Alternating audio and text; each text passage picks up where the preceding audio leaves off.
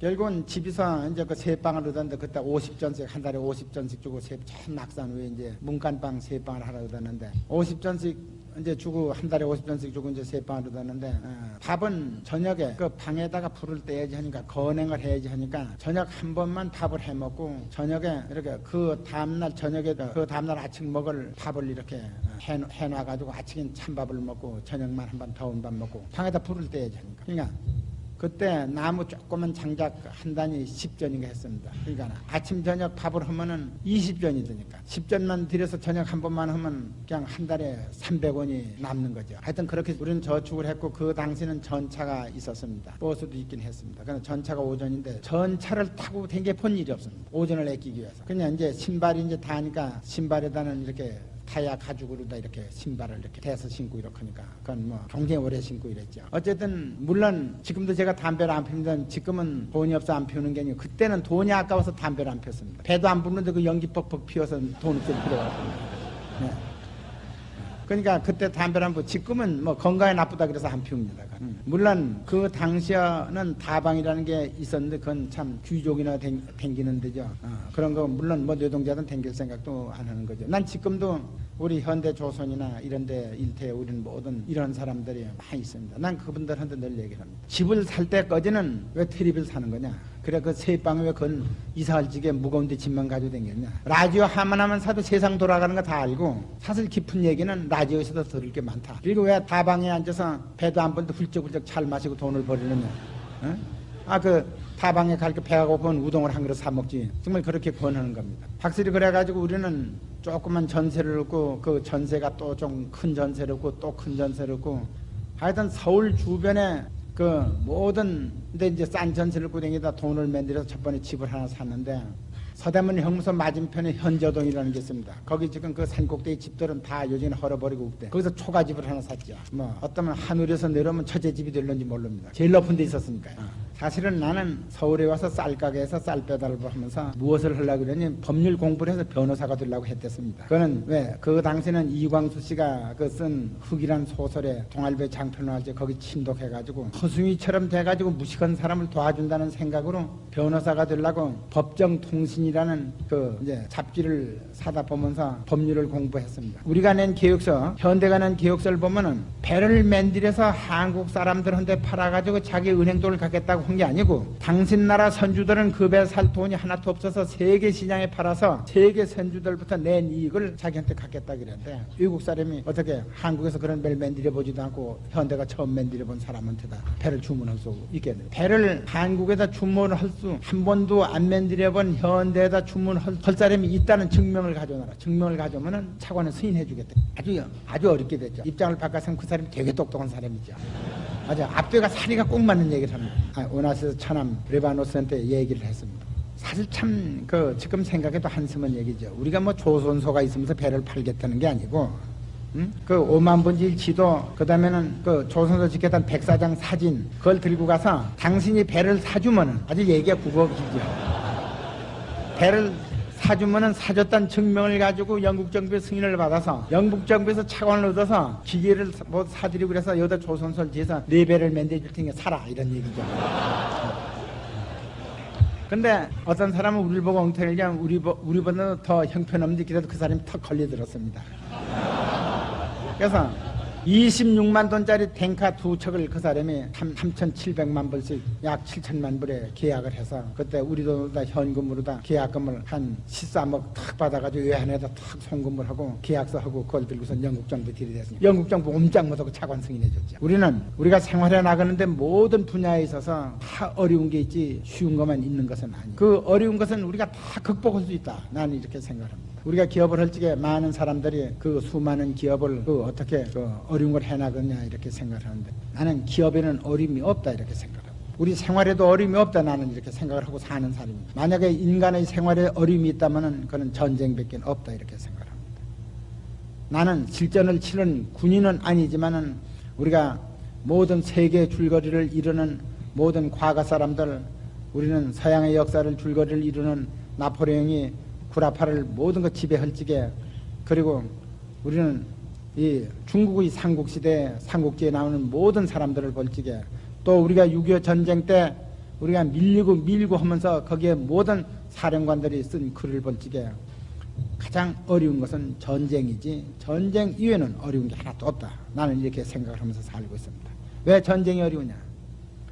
수많은 부하가 죽어나가고 수많은 참모가 죽어나가고 자기 생명이 촌각에 있는 것입니다.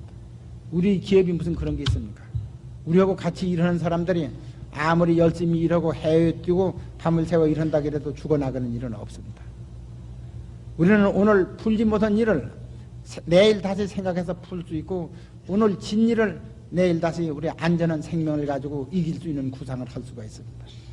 그 때문에 나는 우리의 생활에 있어서는 전쟁만 없으면 어려운 일은 없고 우리나라 장래도 우리는 공산군이 쳐들어오는 전쟁만 없으면 우리나라는 영원히 세계 모든 무역장복 여한 어려움이 있더라도 발전해 나갈 거다. 나는 이렇게 확신을 하고 삽니다. 그리고 학생 여러분들도 모든 자기 장래에 대해서 확신을 가지고 사는 게 좋습니다. 우리 인간 사회에 있어서는 자기가 불구자 아닌다면 아주 천혜의 혜택을 받고 우리는 가장 사계절이 분명한 아름다운 이 땅에 태어나 있습니다. 그 때문에 우리의 장래는 밝고 기쁘고 행복뿐이지 어려움이나 슬픔이나 고독이 있을 수가 없다. 나는 이렇게 생각을 합니다. 모든 인간이라는 것은 자기의 위치에 놓여있는 여건에 적합하도록 목적을 세우고 발전해 나가는 거다 이렇게 보는 거예요. 이제 꼭 보세요. 자동차도 지금 그렇죠. 여러분께서 지금 이 반도체 산업을 중심해가지고 미국의 기술 발전 그렇죠. 달에 로켓들을 타고 가서 다시 거기서 발사해서 돌아오죠. 그리고 이 콜롬비아 우주 비행기가 세계를 빙빙 돌고 또 인공위성을 띄워놓고 세계 모든 통신 대금을 다 받고 이렇게 하죠. 그리고 일본이 또 어떤 컴퓨터 분야에서는 어떤 분야에 있어서는 미국을 능가할 거다. 한국이 뭐 이제 시작해서 어떻게 될 거니 이렇게 보는 거죠. 그렇게 하나도 낙심할 게 없고 이런 거예요. 그럼 어떻게 하는 거냐? 저 사람들이 좀 몇 만리를 앞서갔는데 언제 그것을 쫓아갈 거냐? 우리는 몇 만리를 앞서가는 걸 갖다 지금서부터는 쫓아가는 것이 아니라 그 사람들이 가는 시점에 우리는 동승하는 거예요. 놓여진 위치에서 선발자, 강대국 그것을 어떻게 쫓아가느냐 하는 것을 연구하고 있는 거예요. 그렇기 때문에 나는 크고 앞서갔다 그래서 그것은 우리가 좌절할 필요가 없어요. 그리고 나는 모든 기업인은 이런 거예요. 기업은 사업에 손해를 봤다거나 이래서 실패했다고 생각할 것이 없이 암만 어려움에 당하고 파산을 하더라도 본인이 실패했다고 손을 들찌게 비로소 실패지 인간이 자기는 영원히 승리할 수 있다고 생각할 때는 영원히 난 승리하고 살고 있다고 이렇게 우리는 생각하고 있어요. 제가 볼 적에는 그 올림픽을 유치할 거냐 안 할 거냐 그리고 유치하는 것이 지금 말씀대로 그 올림픽을 유치해가지고 많은 빚을 져서 빚을 올림픽 때 후손에 남길 거냐 그리고 덕이 되는 게 뭐냐 이런 것 때문에 우리 정부에서도 상당히 여러 가지 논란을 하고 심사숙고 끝에 유치하자 이렇게 하자. 유치했다 그래서 뭐 올림픽이 또 거저 또 들어오는 것도 아니에요. 우리는 그때 일본하고 거기 가서 바덴바덴에서 서로 유치 경쟁을 했지만요. 우리는 경쟁의 어려움을 극복하고 그때 이겼어요. 먼저 올림픽을 유치해가지고 그 올림픽을 계기로 해가지고 크게 경제나 모든 문화가 발전한 나라가 있고 올림픽을 유치해서 올림픽을 치고 빚만 남긴 나라가 있어요. 그 모든 계기는 그것을 그 국민이 단결하고 또는 그 나라의 모든 지도자들과 국민들이 단결해서 어떻게 계기를 만드느냐 하는 것이 중요한 거예요. 올림픽은 우리나라 경제, 문화 모든 발전에 큰 분기점을 만들어 줄 거야. 아주 비약하게 발전할 수 있는 걸 계기를 만들어 줄 겁니다. 그리고 빚이 남는 것이 아니라 우리는 다못 1억 불이라도 남는다 이렇게 전망을 하고 있어요. 개인 기업으로 이렇게 사기업만 일하는 것은 앞으로 한 10년 흘렀는지 20년 흘렀는지 그거는 재미가 붙는 대로 더 할 겁니다. 그렇죠. 그리고 뭐 서산 농장에 가서 하는 것도 그건 개인 일이니까 그거는 일생 아주 손발이 움직이지 않는 날까지 하기 때문에 언제까지 할는지 그 기한을 정할 수도 없는 거고 그런 거지 뭐. 무슨 우리가 사업을 해나가다가 사업이 어려워서 슬펐다 이런 일은 전혀 없었고요. 네, 뭐 사업이야 해나가다가 무슨 될 때도 있고 안 될 때도 있고 오늘 안 될 일 내일 더 잘할 수도 있고 이렇지 않습니까? 근데 그때 아마 그 88 올림픽이 일본하고 경쟁해서 우리가 따온다 하는 것은 아마 다들 놀랐을 거예요. 금년 우리가 그 정말 참 경제 기적을 이뤘다. 그 한 기적이죠. 그것도 현실인데 그 현실이 기적으로 된 게 아니고 노력으로 사실됐는데. 물론이죠. 그 초문이에요.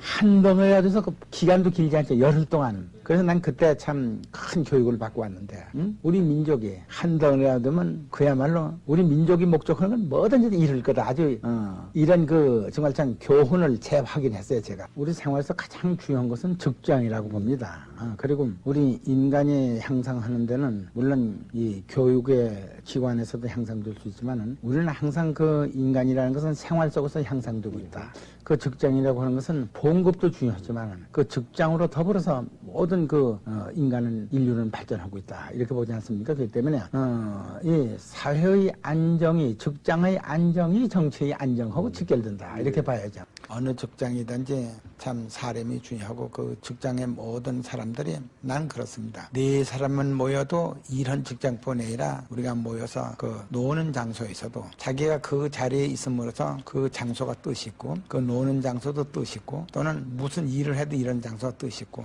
항상 자기가 여러 사람의 도움되는 위치에 늘 살아야겠다. 앞으로 우리나라가 참 잘 되고 우리들이 사는 모든 사회와 직장이 잘 되기 위해서는 올바른 생각을 가지고 열심히 그 일을 하면서 모든 사람의 그 선도적인 영향을 줄 수 있는 사람들이 많을수록 우리 사회는 잘 발전될 거다 이렇게 생각합니다. 아주 어제는 기업의 역할이 그 자기 그 일테면 개인의 영달의 역할에 끝나는 것도 아니고 또 그 자기가 맡은 기업의 발전에서 끝나는 게 아니고 문자 그대로 그 국가의 발전과 그 분야 사회 발전, 그 분야 산업 발전에 아주 절대적인 영향을 준다. 그렇게 생각을 합니다. 그렇기 때문에 저는 그렇습니다.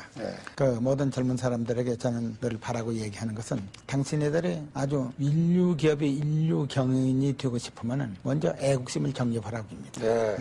애국심이 정립 안 된 사람은 큰 회사를 경영할 수가 없습니다. 또 국민과 사회에서 사랑받을 수 있는 기업도 만들 수가 없습니다. 그렇기 때문에 그냥 어떻게 그 한 요령과 재주로다 무슨 어떤 기회를 포착해가지고 그 좋지 않은 힘과 결탁을 해가지고 한 번 두각을 나타낼까 이런 생각을 하게 됩니다. 그렇기 때문에 그 회사가 영원히 발전되고 자기가 영원히 사랑받는 기업의 장을 계속하고 싶은 사람은 첫째 애국심이 정립돼야 한다. 나는 이렇게 생각합니다.